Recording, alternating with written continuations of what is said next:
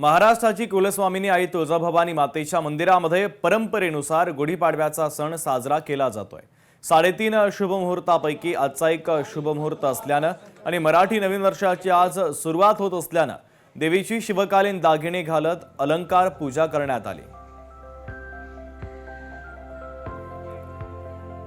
तर थेट जाऊयात काकासाहेब कांबळे आमचे प्रतिनिधी जोडले जात आहे। काकासाहेब, महाराष्ट्राची कुलस्वामिनी आई तुळजाभवानी मातेच्या मंदिरामध्ये आकर्षक अशी परंपरेनुसार आज पूजा मांडण्यात आलेली आहे आणि गुढीपाडव्याचा जल्लोष आणि उत्साह देखील पाहायला मिळतोय।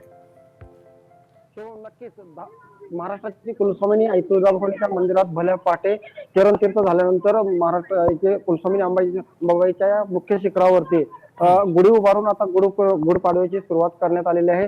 आणि या गुढी उभारण्यासाठी मंदिरातील महंत असतील, पुजारी असतील आणि अधिकारी वर्ग देखील उपस्थित होता। आणि या नववर्षाची सुरुवात करण्यासाठी महाराष्ट्रभरातून भाविक हा तुळजापूरमध्ये दाखल झालाय। आणि आता गुढी उभारल्यानंतर तुळजापूर मधील प्रत्येक नागरिक आपल्या घरावर गुढी उभारून नववर्षाची सुरुवात करतो। शुभम काकासाहेब, गुढीपाडव्याचा कसा जल्लोष आणि उत्साह सध्या तुळजापूरमध्ये पाहायला मिळतोय?